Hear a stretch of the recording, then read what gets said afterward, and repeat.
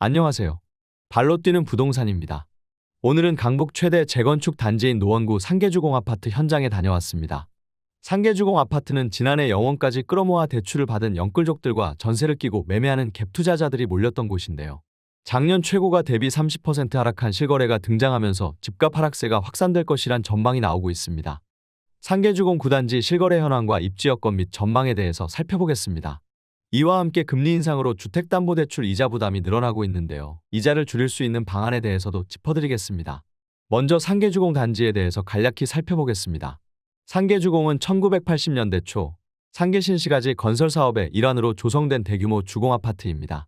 1985년부터 본격적인 건설이 시작돼 1989년에 19개 단지가 모두 완공됐습니다. 1단지에서 16단지는 노원구 상계동에 있고 17단지에서 19단지는 도봉구 창동에 있습니다.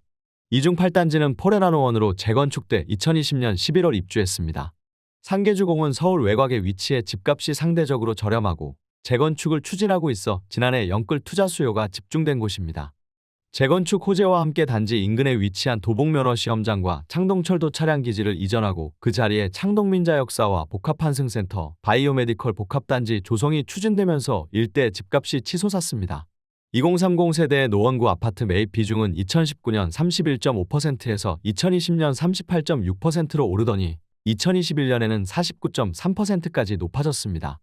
KB월간주택 가격 동향에 따르면 2019년부터 지난해까지 3년간 노원구 아파트 매매 가격은 52.18% 치솟아 서울에서 가장 높은 상승률을 기록했습니다. 하지만 올 들어 가파른 금리 인상에 따른 거래 절벽 등으로 부동산 수요가 위축되고 정부가 재건축 규제 완화에도 신중을 기하면서 올해는 집값이 가장 많이 떨어진 지역이 됐습니다. 정부의 재건축 안전진단 규제 완화도 연내 발표가 예정됐지만 아직까지 어느 수준으로 개선될지는 불투명한 상황입니다. 창동역 일대 바이오메디컬 단지와 서울아레나 사업도 난관에 부딪히면서 계획이 지연되고 있습니다. 현장에 다녀온 상계주공 9단지 아파트도 마찬가지였습니다. 이 아파트 전용 면적 49제곱미터 3층은 10월 18일 5억 원에 거래됐는데요. 이는 지난해 11월 최고가인 7억 2,200만 원보다 2억 2,200만 원 하락한 것입니다. 하락률은 30%입니다. 5억 원은 2020년 12월 수준으로 돌아간 금액입니다. 그래도 2017년과 비교하면 2배 오른 가격입니다. 2017년 5월 같은 주택형이 2억 5천만 원에 거래된 바 있습니다. 전셋값도 하락세입니다. 49제곱미터는 11월 5일 2억 3천만 원에 계약돼 지난해 11월 최고가 2억 9천만 원 대비 6천만 원 떨어졌습니다. 다른 주택형들은 올해 중순 이후 거래가 거의 없는 상황입니다. 하지만 최근 주택 가격 하락폭이 커지고 있는 상황에서 이번에 30% 하락 거래가 나온 만큼 다른 주택형들도 하락 압력이 높아졌습니다. 단지 앞상가 부동산 업소에는 손님은 없고 초급매 매물 전단지만 유리창에 잔뜩 붙여져 있는 모습을 볼 수 있었습니다. 인근 공인중개업소 관계자에 따르면 상계주공 아파트는 중저가 아파트를 매수하려는 실수요자와 투자자들이 눈여겨보는 지역이라면서 특히 지난해 젊은층 영끌족들의 매수가 몰렸지만 올해 들어 이자 부담과 집값 고점 인식 여파로 거래가 거의 없는 상태라고 전했습니다. 주택시장이 전반적으로 침체되면서 단지 옆에 있는 상계주공 유일한 재건축 단지인 포레나노원 역시 휘청이고 있습니다. 59제곱미터가 작년 9월 10억 5천만 원에 팔렸지만 한 달 뒤인 10월에는 8억 1,300만 원에 거래돼 2억 3,700만 원 하락했습니다. 올해는 거래가 전혀 없는 상황입니다. 실제 매수 심리는 역대 최저치를 기록하고 있습니다. 한국부동산원에 따르면 지난주 노원 도봉 강북구가 포함된 동부권 매매수급 지수가 67.3으로 서울에서 가장 낮았습니다. 매매수급 지수가 기준선인 100보다 낮을수록 집을 사려는 사람보다 팔려는 사람이 많다는 의미입니다. 상계주공 9단지는 1988년 10월 입주했습니다. 단지 규모는 최저 12층에서 최고 15층, 23개동, 총 2,830가구의 대단지 아파트입니다. 전용 면적은 41제곱미터에서 79제곱미터로 구성되어 있습니다. 9단지는 지난해 예비안전진단을 통과했습니다. 용적률은 다른 상계주공 단지들에 비해 다소 높은 207%입니다. 지하철 7호선 4번 출구가 단지 바로 앞에 있는 초역세권 단지입니다. 단지 앞 버스 정류장에는 마을버스와 광역버스까지 있어 이용이 편리합니다.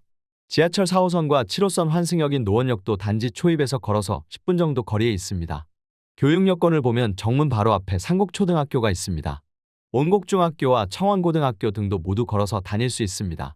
편의시설은 단지 내 상가와 마드력 상권을 이용할 수 있고 걸어서 10분 거리인 노원역에 롯데백화점과 상권이 형성돼 있습니다. 또 단지 인근에 수락산 등산로가 있습니다. 이상으로 상계주공 9단지 아파트를 살펴봤는데요. 노원구 아파트의 경우 연끌 수요가 많았던 만큼 대출금리 인상에 취약한 구조입니다.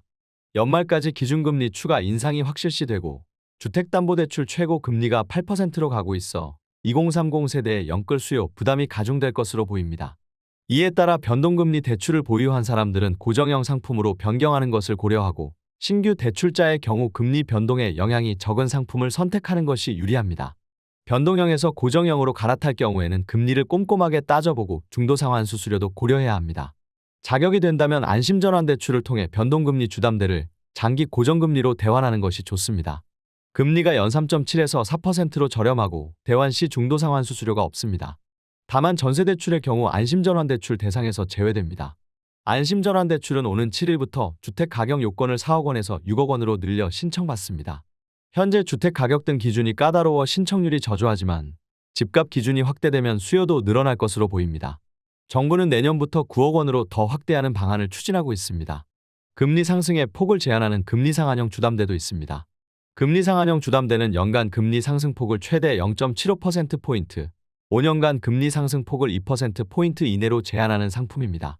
아울러 취업이나 승진 등으로 재산이 늘었거나 신용등급이 올라갔다면 금리 인하 요구권을 신청하는 것도 방법입니다. 금리 인하 요구권은 재산이 증가했거나 신용평점 상승 등으로 신용이 개선됐을 때 은행에 금리를 내려달라고 요구할 수 있는 권리인데요. 지난달부터 금리 인하 요구권 실적 비교가 시작된 만큼 은행들이 경쟁에 나설 경우 금리 인하 요구권 수용률이 높아질 것으로 보입니다. 이상으로 발로 뛰는 부동산이었습니다. 계속해서 현장을 누빌 수 있도록 구독과 좋아요 부탁드립니다. 감사합니다.